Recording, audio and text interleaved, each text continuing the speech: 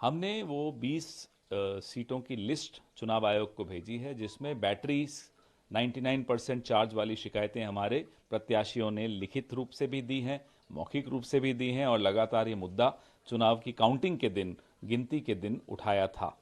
20 ऐसी सेगमेंट्स हैं, और उन सब में यह भी एक अजीब सा संयोग है कि जो 99% जहां बैटरी चार्ज दिख रही है, उन मशीनों पे अधिकतर कांग्रेस को हराया गया है, हारी हुई है, और जहां 60-70% बैटरी है वहां कांग्रेस के वोट ठीक आए हैं। तो ये क्यों हुआ है?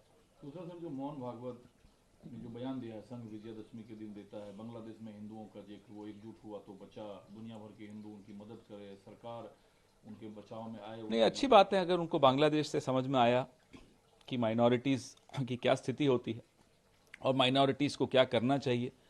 लेकिन एक हैरानी की बात यह है कि वहां तो माइनॉरिटीज को एक होना चाहिए, और हिंदुस्तान में अगर माइनॉरिटी कह दें कि हमें एक होना चाहिए, तो इनको लगता है कि साहब ये एक कैसे हो रहे हैं, एक होने की बात कैसे कर रहे हैं, ये तो खतरा है।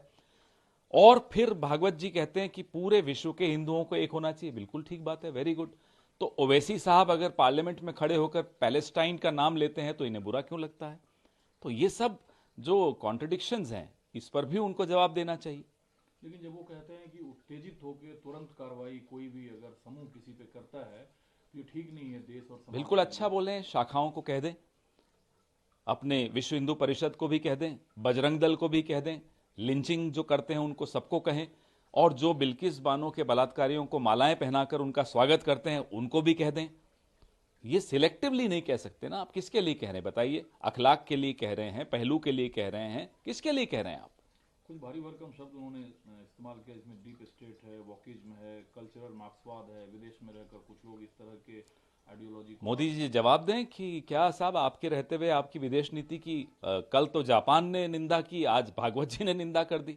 तो जापान और भागवत जी इकट्ठे मिलकर मोदी जी को सर्टिफिकेट दे रहे हैं कि साहब आपकी विदेश नीति फ्लॉप हो गई। दूसरा सर, असदुद्दीन ओवैसी को आप लोग अक्सर कहते हैं कि भाजपा को ये मदद पहुंचाता, उन्होंने कहा मैं तो हरियाणा में था नहीं, फिर भी कांग्रेस हार गई, तो कांग्रेस को सबको साथ लेकर चलना, ये सबको साथ लेकर चलना चाहिए, ये बात वो किसके लिए कहते हैं? खुद आना चाहते हैं आप लोगों के पास, या किसी जाति विशेष समुदाय की बात करते वो हैं? तो उनसे पूछिए कि उनकी वो किस तरह की राजनीति करना चाहते हैं।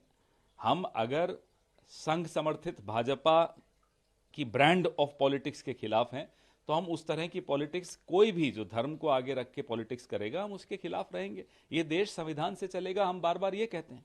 दूसरा सर, महाराष्ट्र चुनाव सामने है, कल कैबिनेट मीटिंग से अजीत पवार निकल गए, उन पर सवाल उठा कि गठबंधन में कुछ तोड़जोड़ है, उन्होंने कहा ये अफवाहें हैं, हम एकजुट हैं, टिकट पर बातचीत हो रही है। क्या आपको लगता है कि जो एनडीए गठबंधन वहां पर हमें है। उनकी क्यों चिंता करनी है? वो टूटे गिरे लड़े आपस में मारे एक दूसरे को, हमें उससे क्या मतलब? हम अपने महाअगाड़ी को मजबूत रख रहे हैं। हम आपस में चर्चाएं कर रहे हैं, अपना एजेंडा बना रहे हैं, अपनी टिकटों पर चर्चा कर रहे हैं, अपनी सीटों पर चर्चा कर रहे हैं, और एक बहुत बढ़िया सकारात्मक एजेंडा लेकर हम महाराष्ट्र के लोगों के सामने आने की तैयारी कर रहे हैं।